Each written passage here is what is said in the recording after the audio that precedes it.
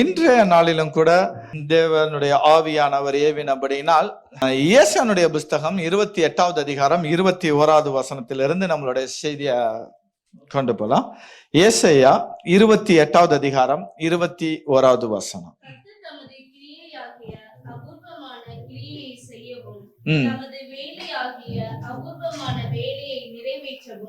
அவர் பெராத்சீம் மலையிலே எழும்பினது போல எழும்பி கிபியோன் பள்ளத்தாக்கில் கோபம் கொண்டது போல கோபம் கொள்வார். வாசித்த இந்த வசனத்துல அபூர்வமான கிரியைகளை இந்த வார்த்தை வேதாகமத்துல இருக்கு அப்படிங்கறது தான் காட்டுறோம். சோ அபூர்வமான கிரியைகள் நம்ம வாசித்திருப்போம் பூர்வமானவைகள் அப்படின்னு சொல்லி. ஆனா இங்க சொல்லக்கூடிய வார்த்தை அபூர்வமான. இப்போ அபூர்வமான அப்படின்னா என்ன அர்த்தம்? ஓகே, பூரணமான அப்படிங்கிறதுக்கு ஜஸ்ட் ஆப்போசிட் தான். போட்டீங்கன்னா அபூர்வம், அபூர்வமான. அப்ப பூர்வமான அப்படின்னா என்ன அர்த்தம்? பழமையான. சரியான இது. அப்ப அபூர்வமான, பூர்வமானனா பழசு அப்படின்ட்டீங்க, பழமையானது பழசு, யூஷுவலான திங்ஸ். ஓகே, பாஸ்ட் இததான் குறிக்கும் பூர்வமான.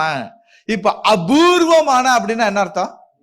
அபூர்வமான அப்படின்னா அன்யூஷுவல், ரேர், மிராக்குலஸ், இது மாதிரியான காரியங்களை தான் அபூர்வமான அப்படிங்கிற வார்த்தை நம்ம உபயோகப்படுத்தும். புதிதாக, எப்பொழுதுமே இருக்கிறது போல அல்ல, புதிதாக நீங்க எதிர்பார்க்காத அற்புதமான ஒரு காரியங்களை தேவன் என்ன செய்யறார்? செய்கிறேன் அப்படின்னு சொல்றார். அதுதான் அர்த்தம் அபூர்வமான. ஓகே, ஆனா இங்க வசனம் என்ன சொல்லுது? அபூர்வமான கிரியைகளையும் அபூர்வமான வேலையும் நிறைவேற்றவும் அவர் எங்க இறங்குறாரா? என்ன, எங்க இறங்குறார்? மறுபடியும் அந்த பேரை மறுபடியும் உச்சரிப்ப, எங்க இறங்குறார்? பெராத்சீம். இந்த பெராத்சீம் தான் இன்னைக்குள்ள செய்தியின் தலைப்பு. சோ பெராத்சீமை பத்தி சொல்லுங்க. பெராத்சீம் அப்படின்னா என்ன? பெராத்சீம் மலையில எலும்பினது போல எலும்பி. அப்படின்னா ஏற்கனவே பெராத்சீம் மலையில என்ன செஞ்சார் தேவன்? எலும்பினார். ஏன் எலும்பினார்? இதுதான் கேள்வி. ஏன் எலும்பினார்? எப்படி எலும்பினார்? எதற்காக எலும்பினார்? அப்படியெல்லாம் எலும்பினார் அப்படின்னா என்னோட வாழ்க்கையில எலும்புவாரா? ஹல்லேலூயா, ஹல்லேலூயா. இதுதான் நம்மளுடைய செய்தி. செய்தி கடந்து செல்வதற்கு முன்பதாக தலைகளை தாழ்த்தி நாம் ஜெபிப்போம். நம்மளுடைய ஜெபத்தை ஜெபிங்கம்மா.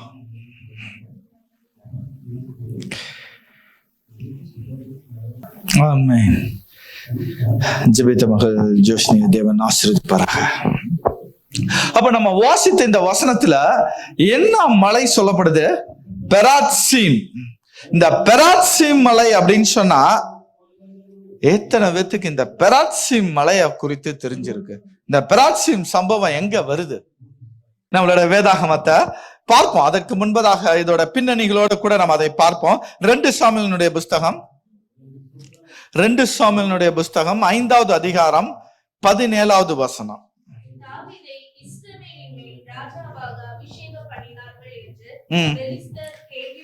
பெலிஸ்தர் கேள்விப்பட்ட போது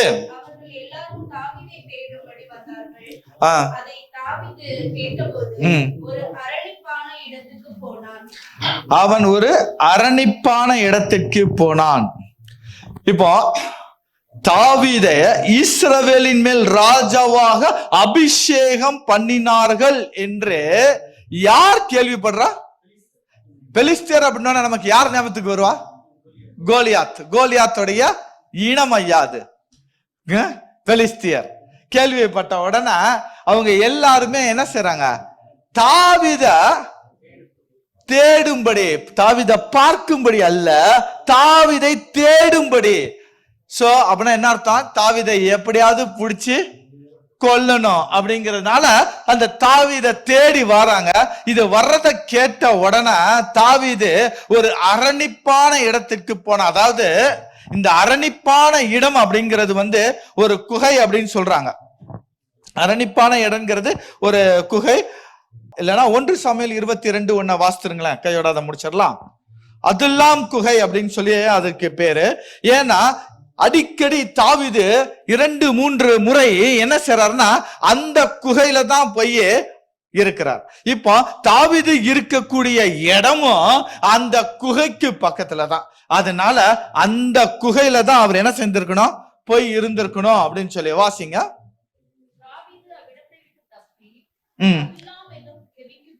அதுல்லாம் இதுதான் அந்த குகையினுடைய பேர். ஓகே, அந்த குகையில தான் அவர் இருந்தான்னு சொல்லி ஒரு ஆராய்ச்சி சொல்லுது. ஓகே, நம்மளுடைய டாபிக் வரும். இப்போ இவர் ராஜாவா ஆயிட்டார் அப்படின்னு சொன்ன உடனே யாருக்கு கோபம் வந்துருச்சு? பெலிஸ்தியருக்கு கோபம். நல்லா பார்க்கணும், தாவீதுனோட வாழ்க்கைய நம்ம எவ்வளவு தூரம் ஆழமா படிச்சுக்கிட்டே போவோமோ அது அளவுக்கு அநேக சத்தியங்களை தேவன் தாவீதுல வச்சிருக்கிறார். அதனால்தான் இயேசு கூட தாவீதின் குமாரனேன்னு சொல்றாங்க. யாருக்கு சிமிலாரிட்டியா எடுக்கிறாங்க? தாவீதுக்கு. அப்போ தாவீதை நல்லா பார்க்கணும். ஆடு மேய்ச்சிக்கிட்டு இருந்தாரு தாவீது. தாவீது என்ன செஞ்சாரு? ஆடு மேய்ச்சிக்கிட்டு இருந்தாரு. ஆடு மேய்ச்சிக்கிட்டு இருக்கிற தாவீத யார் அபிஷேகம் பண்ணுனா? சாமுவேல் அபிஷேகம் பண்ணாரு. ஆடு மேய்ச்சி இருந்தாரு, வந்தாரு. எப்பா இவன் இல்லன்னு சொல்லி கடைசி ஆடு மேய்ச்சிட்டு இருக்கிற கடைசி பையன் வந்தான். அவரை பார்த்தோன்னே இவர் என்ன செஞ்சாச்சு? அபிஷேகம் பண்ணியாச்சு. அபிஷேகம் பண்ண உடனே தாவீது ராஜாவா ஆயிட்டாரா? இல்ல. அபிஷேகம் பண்ணின உடனே தாவீது என்ன செய்யல? ராஜாவாகல. நம்ம கூட அநேக முறை நினைச்சிடறோம், வாக்கு தத்தத்தை பெற்றாச்சு, இனி நம்ம எப்படியா இருக்க போறா. ஆனா அப்படி அல்ல. வாக்கு தத்தத்தை பெற்றவன் தான் தாவீது, அபிஷேகத்தை பெற்றவன் தான் தாவீது. ஆனா அவன் என்ன செய்யல? ராஜாவாகல. மறுபடியும் எங்க போனா? ஆடு மேய்க்க தான் போனா. மறுபடியும் ஆடு மேய்க்க. சரி, திருப்பி ஆடு மேய்ச்சிட்டு இருக்கிற சமயம் மறுபடியும் சகோதரருக்கு என்ன செய்தாரு? சாப்பாடு கொண்டு போனாரு. இந்த சாப்பாடு கொண்டு போனாவே அவங்க எல்லாம் பெரிய ஆள் ஆயிருவாங்க. சாப்பாடு கொண்டு போனாவே பெரிய ஆள் ஆயிருவாங்க. ஓகே, ஏற்கனவே சாப்பாடு கொண்டு போன ஒரு எகிப்துல பெரிய ஆளா இருந்தாரு. இவரை பார்ப்போம். இவர் சாப்பாடு கொண்டு போனாரு. கொண்டு போன இடத்துல கோலியாத்தை என்ன செய்தாரு? அடிச்சாரு. அடிச்ச உடனேயே இவர் ராஜாவுக்கு மருமகன் ஆயிட்டாரா? ஓகே, மருமகன் அறிவிக்கப்பட்டாரு. ராஜாவாயிட்டாரா? இல்ல. இளவரசனாவது ஆனாரா? இளவரசனமும் ஆகல, ராஜாவும் ஆகல. மறுபடியும் அவரோட வாழ்க்கை என்னதாச்சு? மறுபடியும் ஆடு மேய்க்க தான் போச்சு. ஓகே, இப்ப மறுபடியும் ஆடு மேய்க்க போன இடத்துல தான் யோனத்தான் வராரு. யோனத்தான் எப்பா எல்லாத்தையும் கொடுத்தாரு. நம்ம அதை பார்த்தோம். யோனத்தான் இயேசுவின் சாயல் அப்படிங்கிற செய்தியில பார்த்தோம். ஓகே, மறுபடியும் ஆடு மேய்ச்சி மறுபடியும் கூட்டிட்டு வராங்க. கூட்டிட்டு அரண்மனையில வைக்கிறாங்க. வச்ச உடனே இப்ப அவர் என்ன பொசிஷன்ல இருக்கிறாரு? இல்ல, ஆயுதக்காரி. இவர் என்ன செய்யற? ஆயுதம் ஏந்தக்கூடிய ஒரு நபர். அதாவது சவுல் இருந்தாரு. அந்த சவுலுக்கு அவரோட பட்டயம் ரொம்ப வெயிட்டா இருக்கும். அதனால சவுல் எங்க போனாலும் அந்த பட்டயத்தை எடுத்துக்கிட்டு போகக்கூடிய வேலை. அபிஷேகம் பெற்றாரு. வல்லமையா கோலியாத்தைய எதிர்த்து அடிச்சாரு. எல்லாம் செஞ்சதுக்கு அப்புறமும் அவருக்கு என்ன செய்யப்படல? இன்னும் அந்த ராஜாவினுடைய பதவி வரல. சரி, ஆயுதக்காரியா இருந்தாரு. அதுக்கப்புறம் என்ன செஞ்சாரு? ஆயுதத்துல இருந்தாரு, ஆயுதத்தை ஏந்தி இருந்தாரு. அதுக்கப்புறம் கொஞ்சம் கொஞ்சமா இவர் என்ன செய்தாரு? யூதா கோத்திரத்துக்கு யூதால ராஜாவானார். ஓகே, யூதால ராஜாவான உடனே இவரோட பிரச்சனை எல்லாம் சால்வ் ஆச்சா? அப்பந்தான் பிரச்சனை, பகை அப்பதான் வந்துச்சு. ஏன்னா இதுக்கு இடையில அவர் என்ன செஞ்சாங்க? புகழ ஆரம்பித்தார்கள். யாரெல்லாம் நம்மளை பார்த்து புகழ்றாங்களோ முடிவு பண்ணிக்கணும், நமக்கு பிரச்சனை ஆரம்பமாயிட்டு இருக்குன்ட்டு புகழ ஆரம்பித்தார்கள். உடனே இவர் என்ன செய்தாரு? சவுல் இப்போ தாவீத துரத்திக்கிட்டே போறாரு. கடைசியில இவரு யூதாவுக்கு ராஜாவானதுக்கு அப்புறம் இவரு சவுலுக்கு பயந்து எதிரிகள் இடத்துல சிரியா தேசத்துல போய் தங்கி இருந்தாரு. அங்க மறுபடியும் அவங்க துரத்த ஆரம்பிச்சாங்க. உயிருக்கு பயந்து அமேலேக்கியர் இடத்துல போய் அது தஞ்சம் புகழான்னு போனாங்க. அவங்களும் இவரை கொலை செய்ய ஆரம்பிச்சாங்க. மோவாபியர் இடத்துல போய் தஞ்சம் புகழான்னு நினைச்சாங்க. அங்கேயும் இவரை கொலை செய்ய ஆரம்பிச்சாங்க. இப்படி எல்லாருமே இவரை ஓட ஓட ஓட ஓட வரட்டி கடைசியில சவுல் மரித்த பிறகு இப்பந்தாயா சமஸ்த இஸ்ரவேலுக்கு ராஜாவா மாறுற அன்னைக்கு எப்படி சந்தோஷமா இருந்திருக்கும் அவருக்கு?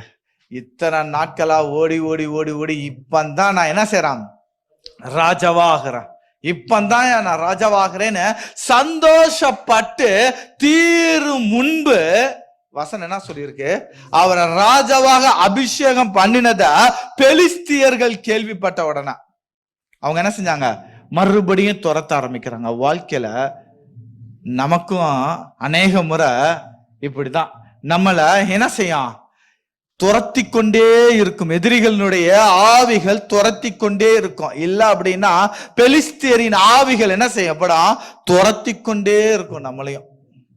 ஆனாலும் நம்ம மேல இருக்கக்கூடிய அபிஷேகம் ஒரு நாள் பலப்படும். ஹல்லேலூயா. ஒரு நாள் அது என்ன செய்யும், நம்மளை நிலைநிறுத்தும். ஹல்லேலூயா. அப்போ அபிஷேகம் நமக்குள்ள இருக்குமானால் இந்த பெலிஸ்தருடைய ஆவியை என்ன செய்யலாம், ஈஸியா கண்டுபிடிச்சிடலாம். எதிரி எப்படிப்பட்டவன் சொல்லி கண்டுபிடிச்சிட்டா அவனை மேற்கொள்வது ஈஸி. கரெக்ட் தானே? எதிரி எப்படிப்பட்டவன் சொல்லி அறிந்து கொண்டா, அப்போ பெலிஸ்தியனுடைய ஆவி அப்படின்னா எப்படிப்பட்ட ஆவி, இதை குறித்து கொஞ்சம் அவுட்லைன் பார்த்துட்டு நம்ம டாபிக் உள்ள போவோம். வாசிங்க ஆதியாகமனுடைய புஸ்தகம் 26வது அதிகாரம் 14வது வசனம். யார் இந்த பெலிஸ்தியன், அவனுடைய குணம் எப்படி, அவனுடைய ஆவி எப்படிப்பட்ட ஆவி அவனிடத்தில் காணப்பட்டது? ஆதியாகமம் 26வது அதிகாரம் 14வது வசனம். இல்ல ஒரு நிமிஷம், அவனுக்கு யாருக்கு வாசிங்க.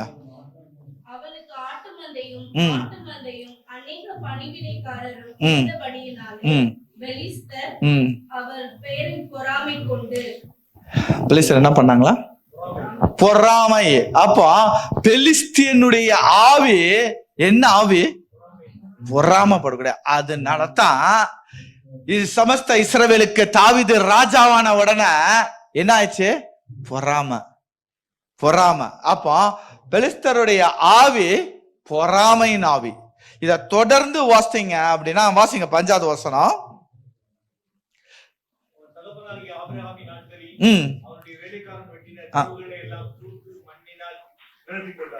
அடப்பாங்க, நம்மளுடைய வாழ்க்கையில கூட நிறைய பேர் மண்ணள்ளி போடுறது இப்படிதான். நம்மளோட வாழ்க்கையில கூட நம்ம நினைச்சுக்கிட்டு இருப்பா, இவெல்லாம் நல்லவன் அப்படின்னு நினைச்சிட்டு இருப்போம். ஆனா அவன் என்ன செய்வான், நம்ம மேல பொறாமப்பட்டது மட்டும் அல்ல, இவன் இன்னும் ஏறக்கூடாது, இவன் இன்னும் வளரக்கூடாதுன்னு சொல்லி மண்ணள்ளி போடக்கூடிய ஒரு குணம் யார் குணம், பெலிஸ்தியனுடைய குணம்.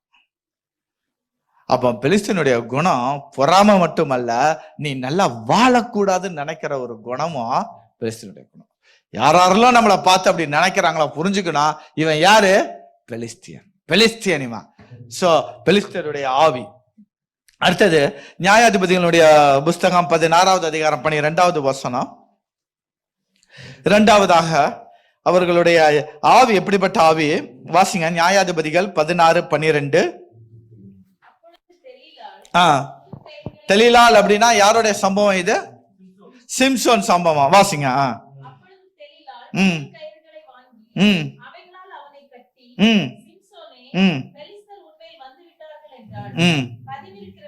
என்ன இருக்கிறாங்களா, பதிவிருக்கிறவர்கள்னா என்ன அர்த்தம், ஒளிச்சிருக்கிறவங்க. என்ன செய்யறது, ரகசியமா விரோதமா, நமக்கு விரோதமா செய்யணும் நினைக்கிற கூட்டம், ஆனா அது என்ன செஞ்சிருக்கு, பதுங்கி இருக்குது. இவங்களத்தான் பதிவிருக்கிறவர்கள். நமக்கு தெரியாது, நம்ம கூடயே தான் இருப்பாங்க, யூதாஸ் மாதிரி கூடயே தான் இருப்பாங்க, எல்லாம் செய்வாங்க. ஆனா கடைசியில தான் தெரியும், கூட இருக்கிறவன் தான் நமக்கு, இந்த பதிவு இருக்கிறவன் தான் நமக்கு குழி வெட்டினான்ட்டு. யார் சொல்றது? இப்படிப்பட்ட ஒரு ஆவி உள்ள ஒரு ஜனம்தான் பெலிஸ்தியர். ஓகே, அடுத்தபடியாக அதே நியாயாதிபதிகள் 16:5 வாசிங்க. 16வது அதிகாரம் 5வது வசனம்.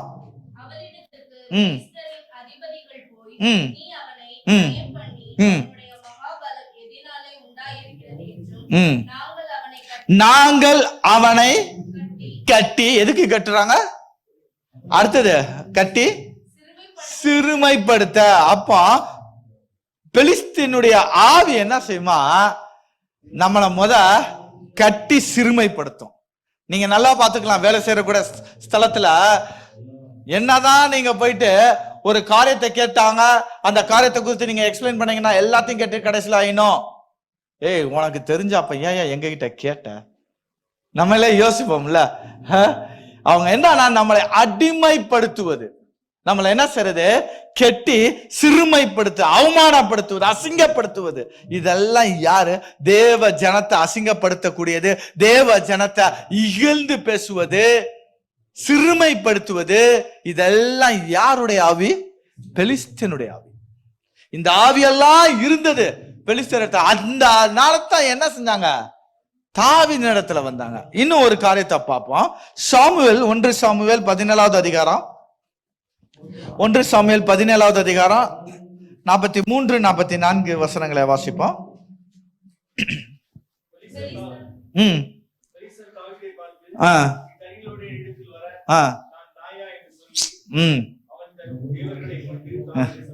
சபித்தான். அப்போ பெலிஸ்தீனுடைய ஆவி என்ன செய்யணும், பரியாசப்படணும், சபிக்கவும் செய்யும், பரியாசப்படணும், சபிக்கவும் செய்யும். யாருடைய ஆவி? பெலிஸ்தீனுடைய ஆவி. இன்னைக்கு நம்ம இந்த பெலிஸ்தீரை தான் நம்ம பார்க்க போறோம். ஓகேவா? சோ பெலிஸ்தீனுடைய ஆவி எப்படிப்பட்ட ஆவின்னு நம்ம தெரிஞ்சுக்கணும். அதனால்தான் கோலியாத் என்ன செஞ்சாரு, தாவீதை பார்த்து ஒரு கேவலமா பேச ஆரம்பிச்சாரு. ஓகே, அடுத்தது பரியாசம் பண்ணினாரு. இன்னும் ஒரு வசனத்தை வாசித்து நம்ம செய்திக்குள்ளாக போலாம். 1 சாமுவேல் 4:17, 1 சாமுவேல் 4வது அதிகாரம் 17வது வசனம்.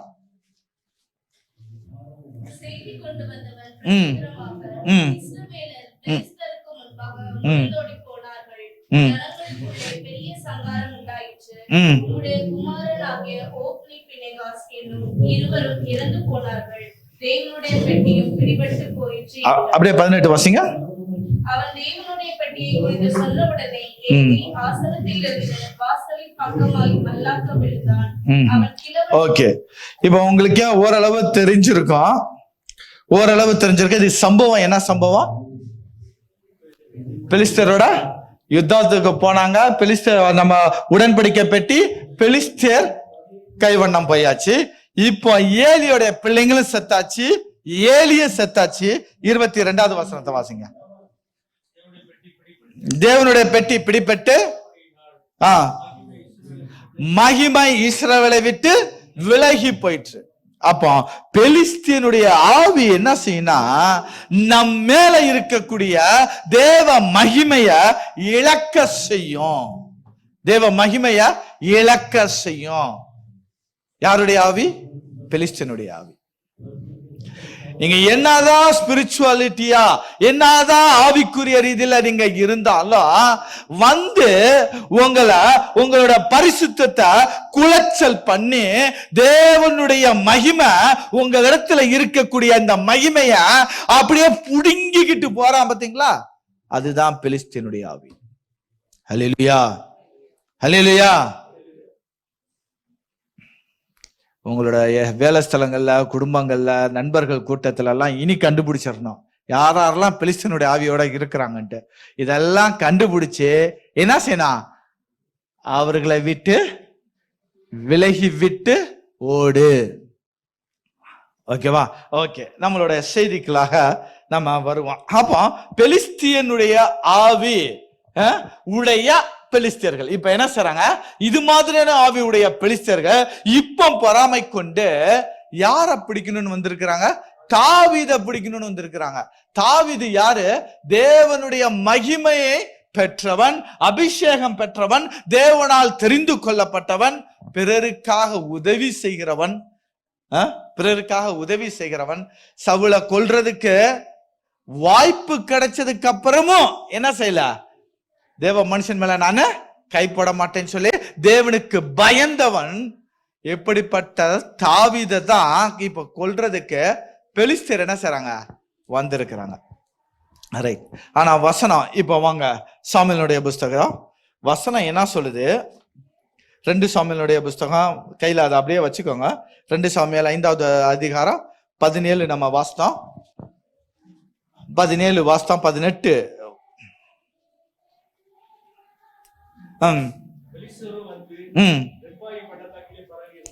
ஓகே, இப்போ ரெப்பாயும் பள்ளத்தாக்கு. ஓகே, இப்ப தாவீது பெலிஸ்தியர் வந்திருக்காங்க, நம்மளை பிடிக்க வராங்கன்னு தெரிஞ்ச தாவீது பயந்து இப்போ அரணிப்பான ஒரு இடம், ஒரு பாதுகாப்பான, ஒரு நன்மை விளைவிக்கக்கூடிய ஒரு இடம். ஆராய்ச்சியாளர் சொல்றாங்க இது ஒரு குகைன்ட்டு. ஓகே, இவன் போய் அங்க இருந்தாச்சு. ஓகே, ஆனா பெலிஸ்தியர் என்ன செய்றாங்க, வந்து ரெப்பாயும் பள்ளத்தாக்கிலே பரவி இருந்தார்கள். இவங்க என்ன செஞ்சிருக்காங்க, இப்போ ஃபுல்லா அந்த பள்ளத்தாக்குல தான் பரவி இருக்கிறாங்க. ரெப்பாயும் பள்ளத்தாக்கு. இந்த ரெப்பாயும் பள்ளத்தாக்கு அப்படிங்கிறது வந்து எருசலேம்ல இருந்து கொஞ்சம் தூரத்துல போனோம் அப்படின்னா இன்னொன் பள்ளத்தாக்குன்னு சொல்லி ஒரு பள்ளத்தாக்கு, இது வேதாகமத்துல யோசுவா புஸ்தகத்துல இருக்கும். இந்த இன்னொன் பள்ளத்தாக்குக்கு அடுத்த பள்ளத்தாக்கு தான் இந்த ரெப்பாயும் பள்ளத்தாக்கு. இந்த ரெப்பாயும் பள்ளத்தாக்க குறித்து சொல்லணும்னா, இந்த ரெப்பாயும் பள்ளத்தாக்குல இருந்த ஜனங்கள் எப்படிப்பட்ட ஜனங்களா இருந்தாங்கன்னா, ராட்சசர்களா இருந்தாங்க. எப்படிப்பட்ட ஜனங்களா இருந்தாங்க, ராட்சசர்களா இருந்தாங்க. ஓக் அப்படிங்கிற ஒரு ராஜா இருந்தான், பழைய ஏற்பாட்டுல படிச்சிருப்பீங்க. இந்த ஓக்குங்கிற ராஜாவும் ரெப்பாயும் இனத்தை சேர்ந்த ரெப்பாயும் பள்ளத்தாக்குல இருந்தவன். இவங்க எல்லாம் எப்படி இருப்பாங்கன்னா, நல்ல ஹைட்டும் வெயிட்டுமா ராட்சசர்களா இருந்தாங்க. ரெப்பாயும் பள்ளத்தாக்கு. இப்போ இந்த பள்ளத்தாக்குல தான் இப்ப யாரு வந்து இருக்கிறா, பெலிஸ்தியர் வந்திருக்காங்க. இந்த பள்ளத்தாக்குல தான் பெலிஸ்தியர் வந்திருக்கிறாங்க. இன்னும் ஒரு குறிப்பு சொல்லணும்னா, இந்த ரெப்பாயும் பள்ளத்தாக்கு இஸ்ரவேல் ஜனங்களுக்கு, எருசலேம் பகுதியில் வாழ்ந்த மக்களுக்கு தேவையான அளவுக்கு கோதுமையை விளைவிக்கக்கூடிய ஒரு இடம் இந்த ரெப்பாயும் பள்ளத்தாக்கு.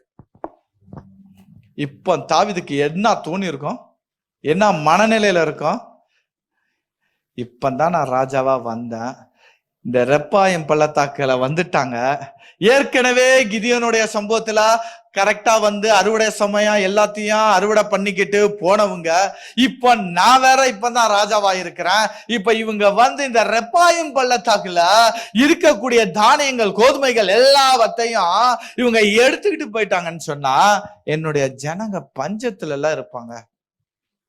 அப்ப ஜனங்கள் என்ன சொல்லுவாங்க, ஐயா இவன் ராஜாவான உடனே பஞ்சம்தான் நாட்டுல வந்துச்சு. எப்படிப்பட்ட ஒரு சூழ்நிலை தாவீதினுடைய சூழ்நிலை. ரெப்பாயும் பள்ளத்தாக்குல பெலிஸ்தர் வந்ததினால தாவீதோட மனநிலை இப்ப எப்படி மாறுது, ஒன்று இவங்களுக்கு பயந்து நான் குகையில ஒளிஞ்சுக்கிட்டு இருக்கிறேன்னு, இத குறித்து என் ஜனங்கள் என்ன நினைப்பாங்க, ஃபர்ஸ்ட் இத குறித்து என் ஜனங்கள் என்ன நினைப்பாங்க, ரெண்டு என் ஜனங்களுக்கு தேவையான ஆகாரங்கள் எல்லாம் இவங்க அறுவடை பண்ணிட்டு போயிட்டாங்க, இல்ல நாஸ்தி பண்ணிட்டு போயிட்டாங்க, எடுத்துக்கிட்டு போயிட்டாங்க அப்படின்னு சொன்னா என்னுடைய ஜனங்க பஞ்சத்துல போயிருவாங்களே. இப்ப நான் என்னோட ஜனங்களுக்காக என்ன செய்ய முடியும், இவங்க என்ன செய்ய போறாங்கன்னு தெரியாம ஒரு குழப்பமான ஒரு மனநிலையில இருந்து இருப்பாரு தாவீது. சரிதானா? ஹல்லேலூயா, ஹல்லேலூயா. ஆனா பாருங்க, இந்த குழப்பமான சூழ்நிலையில இருந்தாலும் தாவீது என்ன செய்யறாரு, இவங்க எதிரிகள் வந்துட்டாங்க, வந்ததுக்கு அப்புறம் இவர் என்ன செய்யறாரு, இவங்களை எதிர்த்து போலாமா வேண்டாமா? 19வது வசனம் வாசிங்க. பெலிஸ்தருக்கு விரோதமாய் போகலாமா, அவர்களை என் கையில் ஒப்புக் கொடுப்பீரா என்று தாவீது கர்த்தரிடத்தில் விசாரித்த போது, கர்த்தர், போ, பெலிஸ்தரை உன் கையில் நிச்சயமாய் ஒப்புக் கொடுப்பேன் என்று தாவீதுக்கு சொன்னார். ஆமென். இப்போ தாவீதுக்கு பலவாறு அவனுடைய மைண்ட்ல ஓடுனாலும் நேரா என்ன செய்யறாரு, தேவனிடத்துல போயிட்டு கேட்கிறாரு, தேவனே நான் என்ன செய்யலாம், இப்போ இந்த பெலிஸ்தருக்கு எதிரா நான் போகலாமா, இப்ப நான் வந்து யூதாவுக்கு மட்டும் ராஜா இல்ல, சமஸ்த இஸ்ரவேலுக்கும் ராஜா, என்கிட்ட இப்ப அதிகமான படை வீரர்கள் உண்டு, இந்த படை வீரர்களை கொண்டு நான் போர் பண்ணலான்னு சொல்லி போகல, அப்படி சொல்லி போகல, நான் எங்க போனாலும் எனக்கு அனுகூலமா ஆகிருதே அப்படின்னு சொல்லி தன்மேல் வைத்த நம்பிக்கையிலும் போகல. மாறாக தேவனுடைய சமூகத்துல அமர்ந்து தேவனிடத்துல கேட்கிறார் தாவீது, நான் என்ன செய்யலாம்? போகலாமா? போகலாமா? நம்மளோட வாழ்க்கையில கூட நெருக்கமான சூழ்நிலை வந்திருக்கும்போது நம்ம உடனே என்ன செஞ்சிடறோம்? மனுஷனை தேடிடுறோம். அவரு ஹெல்ப் பண்ண மாட்டாரா, இவரு ஹெல்ப் பண்ண மாட்டாரான்ட்டு. ஆனா தேவனுடைய சமூகத்துல காத்திருந்து கேட்கணும். ஹல்லேலூயா. தேவனுடைய சத்தத்தை என்ன செய்யணும்? கேட்கணும். பின்னாடி வருவான் அந்த சத்தத்துக்கு. அப்போ அவர் என்ன செய்யல? தன்னை நம்பல, தன்னுடைய படைவீரனை நம்பல. தாவீது எப்படிப்பட்ட ஆள் அப்படின்னா, பட்டயத்தை எடுத்துட்டார் அப்படின்னு சொன்னா முன்னாடி இருக்கிறது யாருன்னு கூட பார்க்க மாட்டாரு. அப்படிப்பட்ட ஒரு சிறந்த வீரர். அதனாலதான் அவர் சொல்றாரு, என்ன சொல்றாரு? சேனைக்குள் நடந்து போவேன்னு சொல்றாரா? பாய்வேன். எவ்வளவு இருக்கிறாங்கன்னு எனக்கு முக்கியம் இல்ல.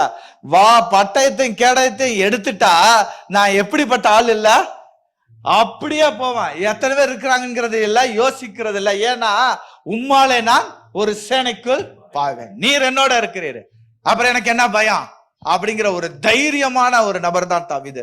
சாதாரணம் இல்ல. எவ்வளவோ சூழ்நிலை தாவீத அமுக்குன போதிலும் தாவீது தளராம தேவனுடைய சமத்துல காத்திருந்து வெற்றியை மட்டுமே சுதந்தரித்தவர் தாவீது. ஹல்லேலூயா. தோல்விகள் பல வந்ததுதான், ஆனா நிரந்தரமான தோல்வி அல்ல. வசனம் பின்னாடி நம்ம பார்ப்போம். வசனம் சொல்லுது, தாவீதினுடைய நாட்கள்ல தாவீதுக்கு தேவன் செய்ததை கண்டு 33 வருஷம் எந்த எதிரிகளும் தாவீதுக்கு முன்பதாக வரலையா. ஹல்லேலூயா. இவனை குறித்ததான பயம் அவர்களுக்கு இருக்கணும் அப்படின்னு சொல்லி பயத்தை உண்டாக்குனார். தாவீதை பத்தின பயம். அவனுடைய மகனுடைய காலத்துல கூட யார் என்ன செய்யல, எதிர்த்து வரல. அது அளவுக்கு தாவீதை தேவன் என்ன செஞ்சாரு? ஒரு தைரியமான மகனை வச்சாரு. அப்படிப்பட்ட ஆள் தான் தாவீது. ஆனா இங்க அமர்ந்து இருந்து தேவனுடைய சத்தத்தை கேட்கிறாரு. நான் போகலாமா? நான் போகலாமா? பாருங்க, கேட்ட உடனே எனக்கு அதான் ஆச்சரியம். இவரு கேட்கிறாரு, ஓகே, நானும் கேட்கிறேன், நீங்களும் கேட்கிறீங்க. ஆனா பதில் உடனே வருது. பாத்தீங்களா? அப்பனா அவரு இவரை எப்படி நினைச்சிருப்பாரு? அவரு தாவீதை எப்படி நினைச்சிருப்பாரு? ஐயோ, என் பையன் கேட்டுட்டான், என் செல்ல பையன் கேட்டுட்டான், உடனே நான் கொடுத்தாகணும். பாருங்க என்ன ஒரு அருமை. உடனே அவர் பதில் கொடுக்கிறார், நீ போ, பெலிஸ்தரை உன் கையில் நிச்சயமாக ஒப்பு கொடுப்பேன். சும்மான்னு சொல்லல. பாருங்க, ஒரு கன்ஃபர்மேஷன். எப்படிப்பட்ட ஒரு கன்ஃபர்மேஷன்? நிச்சயமாக நான் என்ன செய்ய ஒப்பு கொடுப்பேன். வாக்க வாங்கியாச்சு தாவீது. இப்ப தாவீது என்ன செய்றாரு? அடுத்த வசனத்துக்கு போங்க, 20.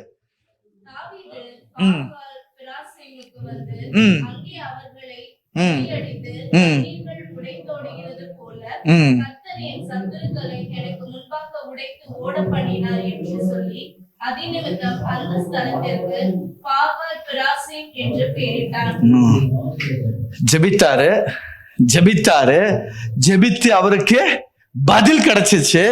பதில் கிடைச்ச உடனே இவர் என்ன செய்றாரு? ரெப்பாயும் பள்ளத்தாக்குல இருக்கக்கூடிய பெலிஸ்தீனை அழிக்கிறதுக்காக போறாரு. போனா வசனம் என்ன சொல்லுது? அவர்களை முறியடித்து என்ன செஞ்சிட்டாரா?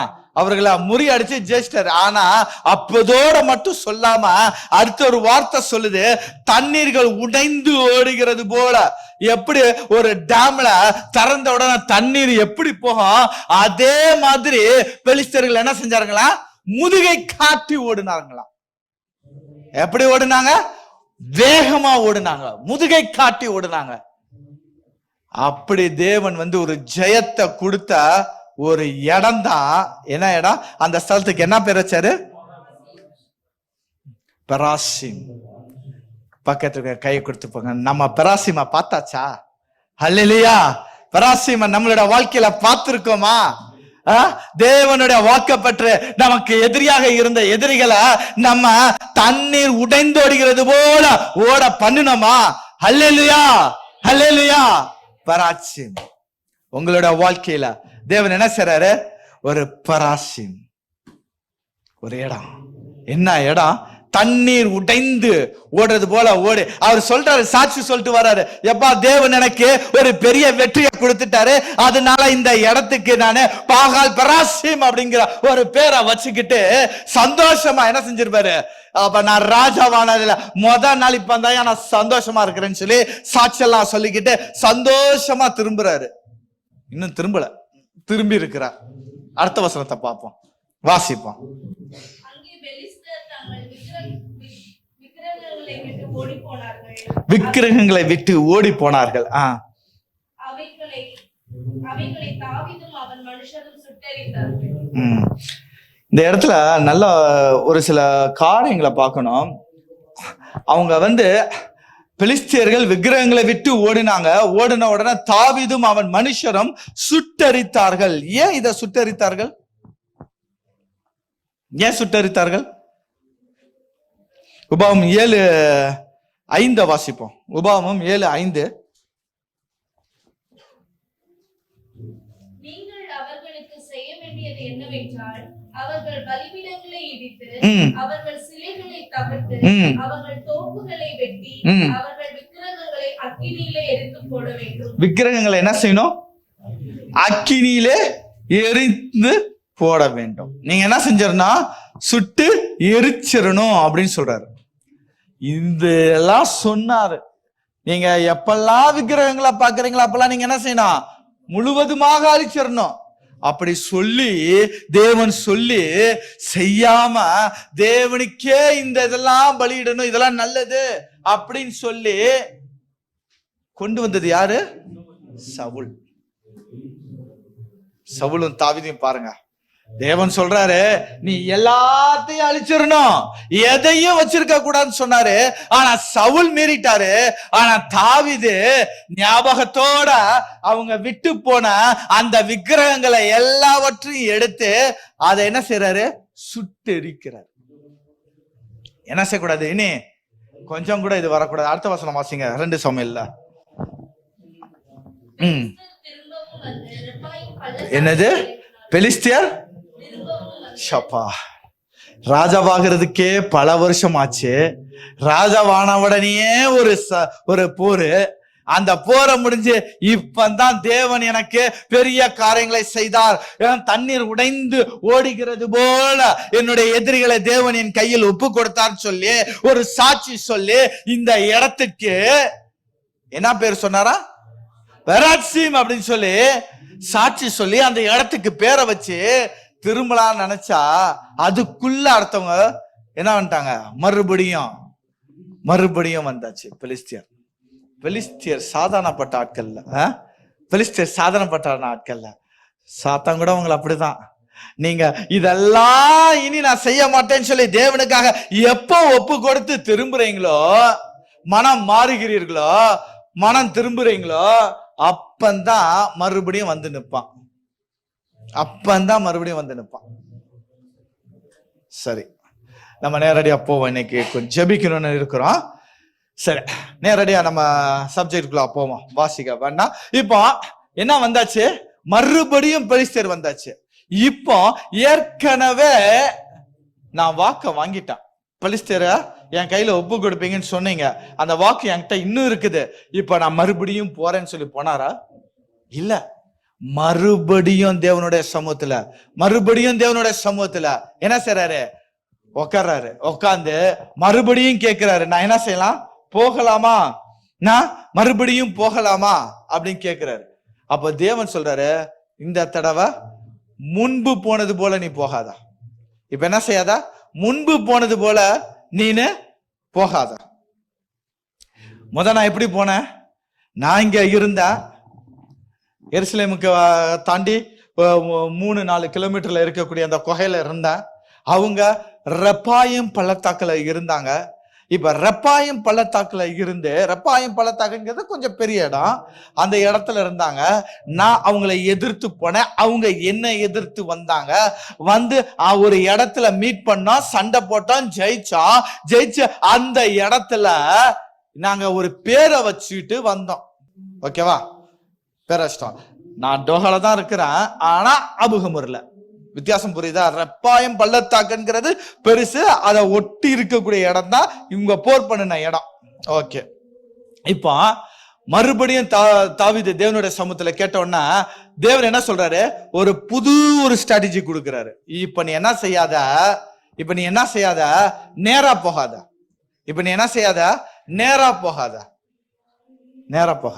அப்போ தேவன் என்ன சொல்றாருன்னா, ஒரு நாளும் புது புது ஸ்ட்ராட்டஜி உனக்கு நான் தரேன். புது புது கிருபையை நான் உனக்கு தரேன். இல்லைன்னா நீ என்ன செய்ய முடியாது, இந்த பெலிஸ்தரை உன்னால மேற்கொள்ள முடியாது. இந்த பெலிஸ்தரை நீ மேற்கொள்ளணும்னா நீ நேத்து உள்ள உன்னுடைய ஜெப பலத்தினாலோ நேத்து உள்ள அபிஷேகத்தினாலோ உன்னால என்ன செய்ய முடியாது, போய் ஜெயிக்க முடியாது. நீ என்ன செய்யணும், தனம் அபிஷேகத்துல வளரணும், தனம் கிருபைய பெருகிக்கணும், தனம் புதிய கிருபைனால தான் நீ என்ன செய்ய முடியும். அதனால தான் தனம் ஜெபிங்கன்னு சொல்றோம். அது ஹல்லேலூயா.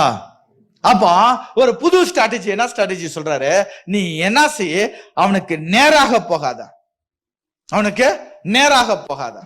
பாஸ்டர் வாங்க, இப்படி வாங்க. இப்போ நான் யாரு, தாவீதுடைய ஜனம். பாஸ்டர் யாரு, பெலிஸ்தியரின் ஆவியுடைய ஜனம். பிரசங்க. இப்போ திரும்புங்க, இப்படி திரும்புங்க. இப்போ தேவன் என்ன சொல்லிட்டாரு, நீ நேரா போய் சண்டை போடாத, இவங்களை அப்படியே சுத்தி போய் அவங்களுக்கு பின்னாக நீ நில்லு, அவங்களுக்கு பின்னாக நீ நில்லு. எப்போ முன்னாடி, இப்போ தாவீது இருக்கக்கூடிய இந்த மலை, ஓகேவா, இந்த இடத்துல என்ன செடி, அடுத்த வசனம் வாசிங்க. அங்க ஒரு செடி வரும், முசுக்கட்டை செடிகள்ட்டு. ஆனா இங்கிலீஷ் பைபிள்ல பாத்தீங்கன்னா முசுக்கட்டை செடின்னு இருக்காது, மல்பெரின் ட்ரீன்னு இருக்கும். உட்காருங்க பாஸ்டர்.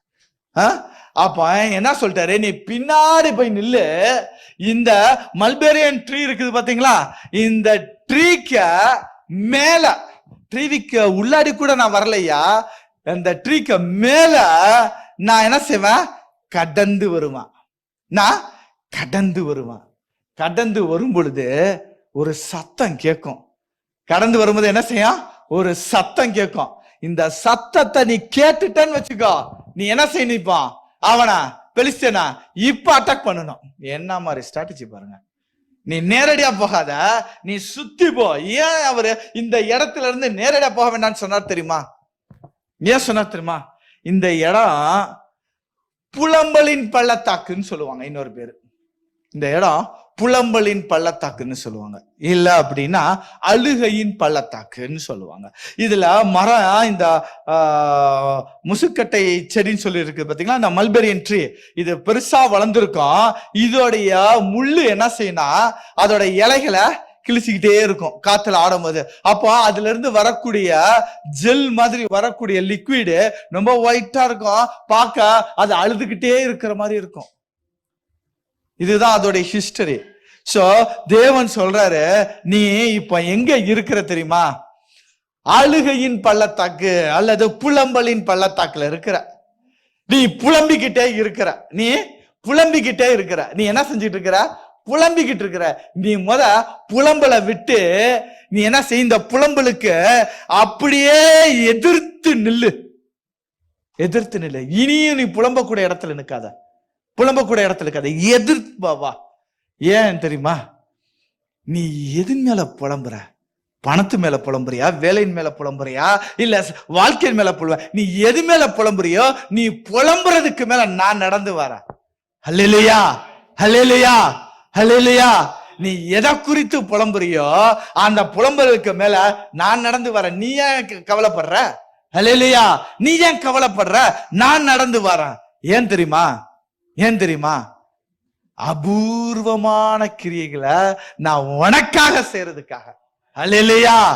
எப்படிப்பட்ட அபூர்வமான கிரியைகள், இது நார்மலா நடக்காது, இது யூசுவலா நடக்காது. அப்படிப்பட்ட ஒரு பழையல்ல ஒரு புது விதமான ஸ்ட்ராட்டஜியை கொடுத்து அவர் புது விதமாக என்ன செய்றாரு, அந்த மல்பெரியன் ட்ரீக்கு மேல நடந்து வர. தமிழ் பைபிளோட இங்கிலீஷ் பைபிள வாசித்தீங்கன்னா இன்னும் நல்லா இருக்கும். அவர் என்ன செய்றாரு, மேல நடந்து வராரு. எதெல்லாம் குறித்து நீ புலம்புனியோ அழுதியோ அதெல்லாம் நீ அழுகாத. இந்த இடத்தை விட்டு நீ போயிட்டேனா போதும், இந்த இடத்திலே நீ இருக்காத, இந்த இடத்தை விட்டு நீ போ. உன்னுடைய அழுகையும் உன்னுடைய புலம்பல் மேல நான் நடப்பேன், நீ நடக்காத, நீ அங்க போ. நம்மளோட வாழ்க்கையில அபூர்வமான காரியம் நடக்கணும்னா நம்ம என்ன செய்யப்பட வேண்டாம், புலம்பலின் பள்ளத்தாக்க விட்டு எதிர்த்து வர வேண்டாம். ஹல்லேலூயா, ஹல்லேலூயா. புலம்பலின் பள்ளத்தாக்க விட்டு எதிர்த்து வரணும். சும்மா புலம்பிக்கிட்டே இருந்தோம்னா சும்மா புலம்பிக்கிட்டே இருந்தோம்னா நம்மளோட வாழ்க்கையில ஒன்னும் நடக்காது, ஒன்னும் நடக்காது. நீங்க புலம்ப தேவனுக்கு என்ன செய்றீங்க? தடை பண்ணிக்கிட்டே இருக்கிறீங்க. தேவன் உங்களோட வாழ்க்கையில அவர் செய்யலாம் நினைக்கிற அபூர்வமான காரியங்களை நீங்க தடை பண்ணிக்கிட்டே இருக்கிறீங்க, தடை பண்ணிக்கிட்டே இருக்கிறீங்க. அதான் தேவன் சொல்றாரு, போதும்பா, நீ அவங்கள பார்த்து பயப்படாத, நீ தைரியமா அந்த சைடு போ, நீ தைரியமா போ. இப்போ உன்னை எதிர்த்து வந்த பெலிஸ்தருக்கு இப்ப எதிரா யார் இருக்கிறா? நான் இருக்கிறேன். அவங்க உன்னை எதிர்த்து தானே வந்தாங்க, நீ இப்ப அங்க போயிட்ட, இப்ப இங்க யார் இருக்கிறா? நான் இருக்கிறேன். இப்போ அவன் உன்னோட எதிரி இல்ல, என்னோட எதிரி. ஹல்லேலூயா. இப்ப யார் பெலிஸ்தர்? என்னோட எதிரி, நான் பார்த்து கொள்கிறேன். அப்போ தேவனுடைய சமூகத்துல தேவனுடைய சத்தத்தை கேட்டு நீங்க நகர்ந்து போனீங்கன்னா உங்களுடைய பலவீனத்துல அவர் நிப்பார். ஹல்லேலூயா. 2, இந்த யுத்தம் உன்னுடைய யுத்தம் இல்ல, இது என்னோட யுத்தம், என்னோட யுத்தம். இதுதான் தேவன் சொல்றார். ஹல்லேலூயா. இப்போ சவுண்டு கேக்குது. இப்ப என்ன செய்யுது? சவுண்டு கேக்குது. தேவனே, இங்கிலீஷ் பைபிள்ல வாசித்தீங்கன்னா ஒரு டிரான்ஸ்லேஷன்ல சொல்லுது, அவர் மட்டும் இறங்கி வரலையா, அவரோட சேனையே இறங்கி வந்ததான். பாருங்க, ஒரு ஆளு வந்தாவே போதுமானது, அவரோட சேனையே வந்துச்சுன்னா நம்மளை எதிர்த்து நிற்பவன் யார்? இப்போ கேட்கணும் நம்ம, என்னை எதிர்த்து நிற்பவன் யார்? தேவன் என் பக்கத்தில் இருக்கும் பொழுது என்னை எதிர்த்து நிற்பவன் யார்? இப்ப தாவீதுக்கு எங்க போச்சு பயம்? பயந்து ஓடி குகையில ஒளிஞ்சுக்கிட்டு இருந்த தாவீது இப்ப பயமே இல்லாம யாருக்கு பின்னாடி இருக்கிறாரு? பெலிஸ்தன் பின்னாடி இருக்க. ஏன்? என் நம்பிக்கையே உமக்கு சொஸ்தம். என்னோட நம்பிக்கைய அவர் மேல நான் வச்சிருக்கிறேன், என்னோட நம்பிக்கை அவர் மேல வச்சிருக்கேன். அவர் என்ன செய்வாரு? பார்த்துக்கோ, எனக்காக அவர் என்ன செய்வாரு? யுத்தம் பண்ணுவார். அந்த ஒரு நம்பிக்கை. சத்தம் கேட்டது, வாசிங்க. இப்போ பெலிஸ்தர் பாளையம் முறியடிக்க கர்த்தர் உனக்கு முன்பாக புறப்பட்டு இருப்பார். அடுத்தது ஓகே ஓகே. அந்த அவங்க பெலிஸ்தரை தாவீது முறியடித்த பிறகு அதுக்கப்புறம் பெலிஸ்தர்கள் என்ன செய்யப்படல? திரும்பி வரல. இன்னும் ஒரு காரணம் இதுல சொல்லணும். அதே இடம்தான் முதல் தடவை தேவன் கூப்பிட்டாரு, தேவன் வந்தாரு. 2வது தடவை தாவீது கூப்பிட்டாரு, 2வது தடவையும் ஆண்டவர் வந்தாரு. ஆண்டவர் சொல்லக்கூடிய காரியம் என்ன இல்லைன்னு தெரியுமா? உன்னை ஒரு தடவை இல்ல, 2 தடவை இல்ல, எத்தனை முறை நீ கூப்பிட்டாலும் நான் உனக்காக வருவேன். ஹல்லேலூயா, ஹல்லேலூயா. பக்கத்துல கைகளை பார்த்து சொல்லுங்க, நம்ம எப்ப கூப்பிட்டாலும் வருவாரு, எத்தனை முறை கூப்பிட்டாலும் வருவாருன்னு சொல்லுங்க. ஹல்லேலூயா, ஹல்லேலூயா. ஏன் தெரியுமா? அவரை நம்ம தெய்வமாக கொண்டிருக்கிற ஜனம் பாக்கியம் உள்ளது. எத்தனை முறை பெலிஸ்தீன், 1 முறை இல்ல, 2 முறை இல்ல, எத்தனை முறை பெலிஸ்தீன் வந்தாலும் நான் பயப்பட மாட்டேன். ஏன் தெரியுமா? என்னோட தேவன் என்னோடு இருக்கிறார். ஹல்லேலூயா. அடுத்தது ரெப்பாயிம் அப்படிங்கிறது ஒரு போராட்டம். ரெப்பாயிம் பள்ளத்தாக்குல இருக்கிற வரைக்கும் ஒரு போராட்டம் அவனுக்குள்ளாக. ஐயோ, இப்படி வந்துட்டாங்களே, என்ன செய்யறது அப்படின்னு ரெப்பாயிம் இவனை பயம்புறுத்துச்சு அப்படியே தாவீத. ஆனா இந்த பயம்புறுத்தின சூழ்நிலைய தேவன் என்ன செஞ்சாரா? அபூர்வமான செயல்களை கொண்டு அவர் விளங்கின இடம் தாங்க பெராசிம். அவர் விளங்கின இடம் தான் பெராசிம். இந்த பெராசிம்ல அவர் அபூர்வமா செஞ்ச காரியம் என்ன? அவர் சொல்றாரு, உனக்காக நான் யுத்தம் பண்ணுவேன். 2, நீ கூப்பிடும் போதெல்லாம் நான் வருவேன். 3, இனி இந்த பெலிஸ்தரை நீ என்ன செய்ய மாட்ட? பார்க்க மாட்டேன். அல்லேலூயா. இவங்களை எப்படி எதிரிகளை நீ சமாளிப்ப தெரியுமா? தண்ணீர் உடைந்து ஓடுகிறது போல ஓட பண்ணின இடம் தான் பெராசிம். அல்லேலூயா. ஒரு புது ஸ்ட்ராட்டஜியை கொடுத்து நீ ஜெய், தினம் என் இடத்துல ஒரு புது ஸ்ட்ராட்டஜியை வாங்கிக்கோ அப்படின்னு சொன்னார். பாத்தீங்களா? அந்த சொன்ன இடம் தான் என்ன இடம்? பெராசிம். சொல்லுங்க, சொல்லதான் அந்த வார்த்தை உங்களுக்குள்ளாக கிரியை செய்யும். ஹல்லேலூயா. தேவன் எழுந்தருனார் இந்த இடத்துல. அப்போ இங்க இருக்கிற வரைக்கும் தாவீது தேவன் அந்த மல்பெரியன் ட்ரீக்கு மேல போகும்போது இங்க இருந்தா பார்த்திருப்பாரா? பார்த்திருக்க மாட்டாரு. அவரு ஆப்போசிட்ல போனனால அவருக்கு தெரிஞ்சது. அப்படின்னா தேவனுடைய சத்தம் கேட்டோனே அவர் பார்த்திருப்பாரு. சத்தம் கேட்டோனே பார்த்திருப்பாரு. தேவன் இறங்கிட்டார் அவருடைய கண். அப்போ தேவன் சொல்றாரு, நான் உன்னுடைய கண்களுக்கு முன்பாக காணும்படியாக, உன் கண்கள் காணும்படியாக எதிரிகளை அதம் பண்ணக்கூடிய இடம் தான்ப்பா பெராசிம். அல்லேலூயா, அல்லேலூயா. வாயில தந்து ஒரு 3 தடவை சொல்லுமா, பெராசிம், பெராசிம், பெராசிம். அடுத்ததா சொல்றாரு, எப்பா உன் கண்கள் மட்டுமல்ல, உன்னுடைய காதும் என்ன செய்து கேக்குது, உன்னுடைய காதும் கேக்குது. இந்த போல தனம் தேவனுடைய சத்தத்தை நம்ம கேட்போமானால் தேவனுடைய அபூர்வமான செய்கைகளை நம்மளோட வாழ்க்கையில தினம் பார்ப்போம். ஹல்லேலூயா, ஹல்லேலூயா. எப்பெல்லாம் தேவனுடைய சத்தத்துக்கு நான் செவி கொடுக்கிறேனோ, எப்பெல்லாம் தேவனுடைய சத்தத்தை நான் கேட்கிறேனோ, அப்பெல்லாம் என்னோட வாழ்க்கையில அபூர்வமான செய்கைகளை தேவன் தினம் செஞ்சுக்கிட்டே இருப்பாருங்க. தினம் தினம் தினம் தினம் செய்வாரு. ஹல்லேலூயா. அவர் ஜெபித்த ஜெபத்துக்கு அவர் என்ன கொடுத்தாரு? ஒரு பதில கொடுத்தாரு. ஹல்லேலூயா. 1 நாளாகமம் 14வது அதிகாரம் 14வது வசனத்தை மட்டும் நம்ம வாசித்து நம்ம முடிப்போம். 1 நாளாகமம் 14:17.